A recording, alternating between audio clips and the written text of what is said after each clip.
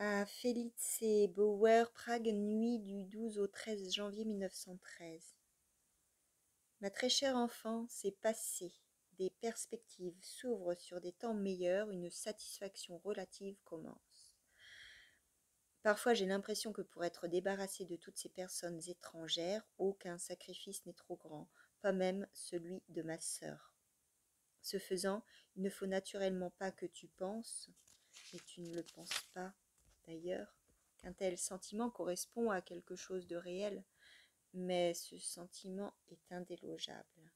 J'ai reçu ta lettre, ta carte et tes photos au milieu des invités du mariage, juste au moment où nous nous rangions pour le cortège.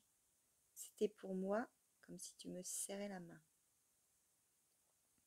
Hélas, ma chérie, quel plaisir nostalgique que la compagnie de ces photographies.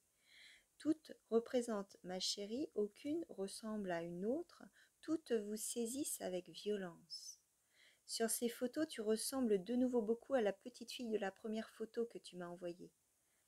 En grand silence, tu es assise là, la main gauche totalement inactive, mais il n'est pas permis de la toucher. On dicte quelque chose qui donne à réfléchir. Un cliché raffiné pour le cas où on aurait envisagé d'embrasser ta bouche. Est-ce que tu es photographié dans ton bureau?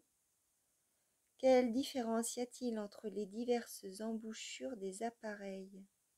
La photo doit-elle peut-être être utilisée à des fins publicitaires?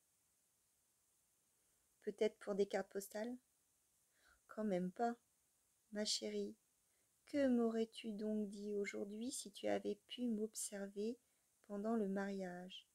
Tout s'est déroulé, soit dit en passant, comme je l'avais imaginé. La seule chose surprenante, c'est que ça se soit terminé. Mais de me retrouver de nouveau dans un tel état de dessèchement, la tête pendante, alors que j'étais bien loin d'être le plus affligeant des invités, cela, je ne l'avais pas attendu. De tels états, pensais-je, étaient déjà bien loin derrière moi et appartenaient à une époque légendaire. Et voilà qu'ils étaient de retour, frais comme au premier jour d'une longue série de jours sans fin. C'est seulement plus tard, lorsqu'en un instant je me suis retrouvée seule dans un café et que j'ai vu 4 œuvres de Daumier, le boucher, le concert, les critiques, le collectionneur, que je me suis retrouvée à peu près complètement.